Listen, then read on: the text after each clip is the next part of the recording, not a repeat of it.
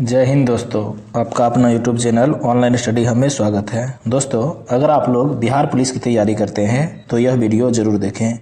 यह वीडियो जो है खान सर द्वारा लिखित पॉकेट जीके है, जिसे सामान्य ज्ञान कहते हैं। जैसा कि आप लोगों को पता है कि एंशिएंट हिस्ट्री का सीरीज चल रहा है, तो जिसमें हम लोग मौर्य वंश तक देख लिए थे। अब मौर्य वंश से आगे देखते हैं। मौर्य वंश के बाद मौर्योत्तर काल आता है। देखिए, मौर्योत्तर काल देखते हैं। देखिए, मौर्योत्तर काल में कुछ वंश हैं: शुंग वंश, कण्व वंश, सातवाहन वंश, इंडो ग्रीक, शक, कुषाण, संगम। देखिए, संगम के अंतर्गत 3 वंश आता है: चेर, चोल और पांड्य वंश। आइए हम लोग शुंग वंश देखते हैं। देखिए, शुंग वंश का कार्यकाल जो हो जाएगा 185 ईसा पूर्व से 75 ईसा पूर्व। बाणभट्ट की हर्षचरित के अनुसार पुष्यमित्र शुंग ने अंतिम मौर्य शासक बृहदर्थ की हत्या कर दिया था। सबसे देखिए, यहाँ इंपॉर्टेंट हो जाता है, अंतिम मौर्य शासक कौन था? बृहदर्थ, जिसकी हत्या पुष्यमित्र शुंग ने किया था। किसके अनुसार? बाणभट्ट की हर्षचरित पुस्तक के अनुसार। आइए पुष्यमित्र शुंग के बारे में देखते हैं। शुंग वंश का संस्थापक पुष्यमित्र शुंग 184 ईसा पूर्व में स्थापना किया था। यह स्वयं ब्राह्मण जाति का था। इसने ब्राह्मण धर्म को संरक्षण दिया। बौद्ध साहित्य में पुष्यमित्र को बौद्ध धर्म का दुश्मन बताया गया, क्योंकि इसने पाटलिपुत्र के कुट्टूराम विहार को तोड़ने का कई बार प्रयास किया था। दिव्याबदान के अनुसार इसने अशोक द्वारा निर्मित 84,000 स्तूपों को तुड़वा दिया था। देखिए, 84,000 स्तूप का निर्माण अशोक ने किया था, लेकिन उसको पुष्यमित्र शुंग ने ध्वस्त करवा दिया था दिव्याबदान के अनुसार। अब आगे देखते हैं।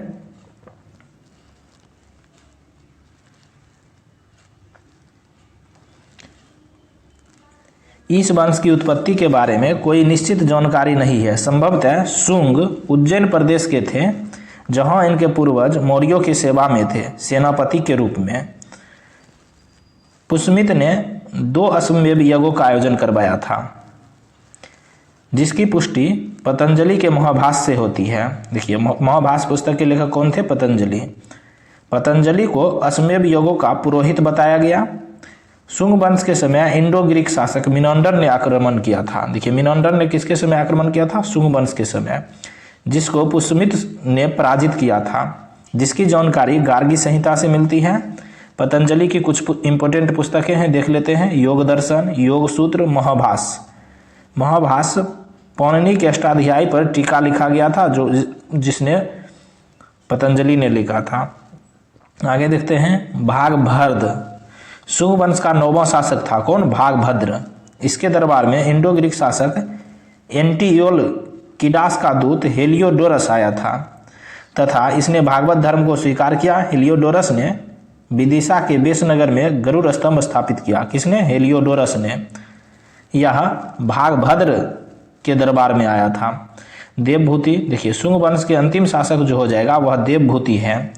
इस समय शुंग वंश की राजधानी विदिशा थी। सांची स्तूप का विस्तार भी इसी के समय में हुआ था। इसकी हत्या 73 ईसा पूर्व में वसुमित्र कण्व ने कर दिया था।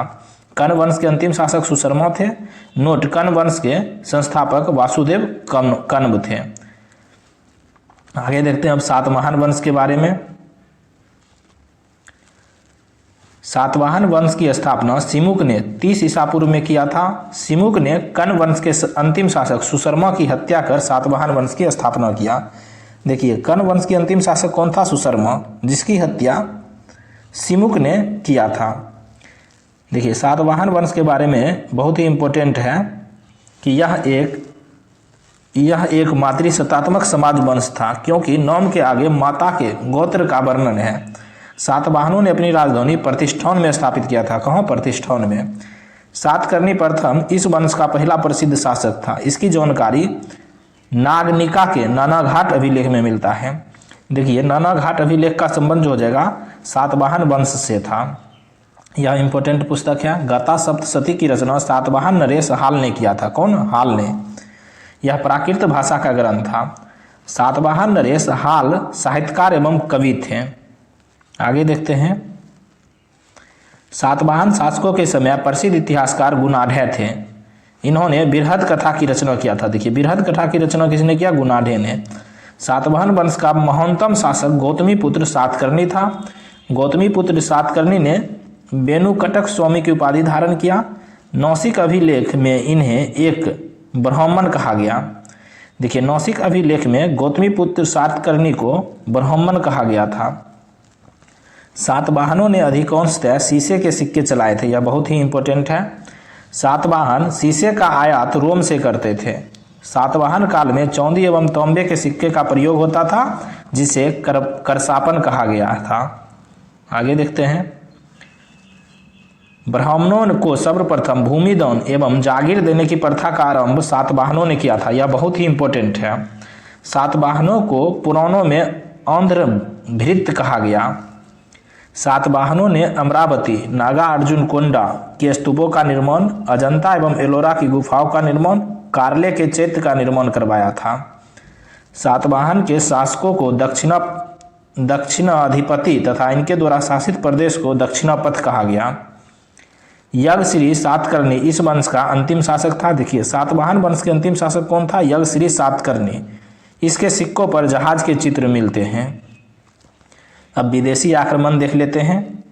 विदेशी आक्रमणकारियों का भारत में आगमन। सबसे पहले इंडो ग्रीक ने आक्रमण किया था। विदेशी आक्रमणकारी का भारत पर आक्रमण करने का श्रेय हिंद यूनानी, उसके बाद शक, फिर पल्लव आए, अंतिम में कुषाण ने आक्रमण किया था। बैक्टीरियाई शासकों के इतिहास उसके सिक्के के आधार पर लिखा गया। यूनानी वंश के दो शाखाएं थी, यूथेमेड्स और यूक्रेटाइड्स। यूथेमेड्स शाखा के संस्थापक डेमेट्रियस थे। यह प्राचीन शाखा है। इसकी राजधानी साकल का सियालकोट थी। डेमेट्रियस ने अपने पिता की स्मृति में यूथिडेमिया नामक नगर बसाया था। मिलिंद पन्हो नामक ग्रंथ में मिनांडर एवं बौद्ध भिक्षु नागसेन के बीच वार्तालाप का संकलन है।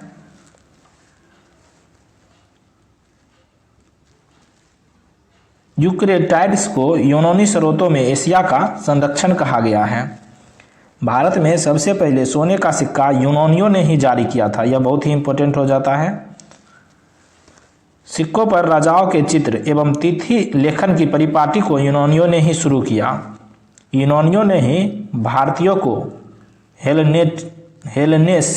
हेलेनिस्टिक कला से परिचित कराया, जिसमें बाद में भारत में गंधार शैली का रूप लिया। गार्गी संहिता के अनुसार भारत ज्योतिष शास्त्र के लिए हमेशा यूनान का ऋणी रहेगा। सप्ताह का प्रचलन भी आरंभ हुआ। भारतीय नाट्य कला का मतलब कि भारतीय नाटकों पर यूनानियों का प्रभाव पड़ा और विकास हुआ। रंगमंच के पर्दे को यवनिका कहा गया है। यूनानी भारतीय मसालों से परिचित हुए। काली मिर्च को यवन प्रिय कहा जाता है। देखिए, यूनानी जो जगह काली मिर्च को यवन प्रिय कहा था। अब आगे देखते हैं। हिंद यूनानी देख लिए, अब शक के बारे में देखते हैं। देखिए, भारत में यूनानियों के बाद शक आए। शक मूलतः मध्य एशिया से आए थे। शक चारागाह की खोज में भारत आए थे। भारतीय साहित्य में इन्हें सिथियन कहा गया। चीनी साहित्यों में शकों को सय या शंगवर्ण कहा जाता है। डेरियस के नक्श-ए-रुस्तम अभिलेख में शकों का उल्लेख मिलता है। उज्जैन के एक स्थानीय राजा ने शकों को औंठन ईसापुर में पराजित कर विक्रमादित्य की उपाधि धारण किया। उज्जैन के एक स्थानीय राजा ने शकों को औंठन ईसापुर में पराजित कर विक्रमादित्य की उपाधि धारण की। शकों ने भारत में सत्ता के 5 केंद्रों की स्थापना की। शकों का सबसे प्रतापी राजा रुद्रदामन प्रथम था। यह संस्कृत प्रेमी था। चांदी के सिक्के शक शासकों की विशेषता है। शकों पर विजय के उपलक्ष्य में 57 ईसा पूर्व से एक नया संवत विक्रम संवत के नाम से प्रारंभ हुआ। रुद्रदामन का जूनागढ़ अभिलेख संस्कृत का पहला अभिलेख है। भारत में पहला पल्लव शासक माउस था। देखिए, भारत में पहला पल्लव शासक कौन था? माउस था। पल्लवों का मूल स्थान ईरान था। आगे देखते हैं। अब शक वंश देख लिए। सबसे पहले विदेशी आक्रमण में हिंद यूनानी देखे, शक देखे। अब कुषाण के बारे में देखते हैं। भारत में कुषाण वंश की स्थापना कुजुल कडफेसिस ने 15 ईस्वी में किया था। चीनी स्रोतों के अनुसार कुषाण मध्य एशिया के यूची कबीले से थे। कुजुल कड़फिसिस के बाद भीम कड़फिसिस राजा बने। इन्होंने सोने एवं तांबे के सिक्के जारी किए थे। भीम कड़फिसिस शिव के अनुयायी था। इनके सिक्कों पर त्रिशूल, नंदी, डमरू के चित्र मिलते हैं। कुषाण वंश के सबसे प्रतापी शासक कनिष्क थे। 78 ईस्वी में कनिष्क का राज्याभिषेक हुआ तथा 78 ईस्वी में ही शक संवत आरंभ हुआ। कनिष्क की राजधानी पुरुषपुर पेशावर थी। आगे देखते हैं, कल्हण की राजतरंगिणी के अनुसार इसने कश्मीर पर आक्रमण किया। वहां कनिष्कपुर नामक नगर बसाया था। कनिष्क ने चीन के हान राजवंश के राजा हान होती से युद्ध किया। दूसरे प्रयास में उसे हराया था। कनिष्क बौद्ध धर्म की महायान शाखा का अनुयायी था। देखिए यह इंपॉर्टेंट है, महायान शाखा का अनुयायी था। इसने चौथी बौद्ध संगति इसी के शासनकाल में कुंडलवन कश्मीर में बौद्ध विद्वान वसुमित्र को अध्यक्षता में हुई थी। कनिष्क के सिक्के ईरानी एवं यूनानी भाषा में थे। कुषाणों ने सोने के सर्वाधिक सिक्के जारी किए, जिसकी शुद्धता गुप्त काल की स्वर्ण मुद्राओं से उत्कृष्ट है। कनिष्क के दरबार में महान दार्शनिक अश्वघोष रहता था। यह कनिष्क के राजकवि थे। देखिए कनिष्क के राजकवि कौन थे? अश्वघोष थे। अश्वघोष ने बुद्धचरित सूत्रालंकार की रचना किया था। देखिए बुद्धचरित और सूत्रालंकार की रचना अश्वघोष ने किया था। द्वैध शासन की अवधारणा को सर्वप्रथम कुषाण वंश ने अवगत कराया था। कनिष्क भारत का प्रथम शासक था जिसने बुद्ध की आकृति युवत सिक्के जारी किए। भारत का काउंट मिल्टर वाल्टेयर के नाम से अश्वघोष को जाना जाता है। देखिए अश्वघोष को काउंट मिल्टर और वाल्टेयर की उपाधि प्राप्त है। भारत में गंधार शैली का प्रचलन कुषाण वंश ने किया था। इसे इंडो ग्रीक शैली के नाम से भी जाना जाता है। कुषाण शासक कनिष्क के समकालीन नागार्जुन, अश्वघोष, वसुमित्र थे। नागार्जुन ने माध्यमिका सूत्र ग्रंथ लिखा। नागार्जुन एक दार्शनिक भी थे, शून्यवाद का प्रतिपादक भी था। नागार्जुन को भारत का आइंस्टीन कहा गया। देखिए शून्यवाद का प्रवर्तक कौन था? नागार्जुन थे। भारत का आइंस्टीन किसको कहा जाता है? नागार्जुन को। कनिष्क का राजवेद कौन था? चरक था, जिसने चरक संहिता की रचना किया था, जो भारतीय चिकित्सा का विश्वकोश कहा जाता है। देखिए भारतीय चिकित्सा का विश्वकोश चरक संहिता को कहा जाता है, जिसके लेखक चरक था, जो कनिष्क का राजवेद था। विशाखा शास्त्र की रचना वसुमित्र ने किया था। बौद्ध धर्म का विश्वकोश विशाखा शास्त्र को कहा जाता है। पृथ्वी द्वारा सूर्य की परिक्रमा के लिए लगने वाला समय की गणना करने वाले भारतीय भूगोल शास्त्री भास्कराचार्य थे। देखिए यह इंपॉर्टेंट है। पृथ्वी द्वारा सूर्य की परिक्रमा के लिए लगने वाला समय की गणना करने वाला भारतीय भूगोल शास्त्री भास्कराचार्य थे। कनिष्क की मृत्यु 102 ईस्वी में हो गई।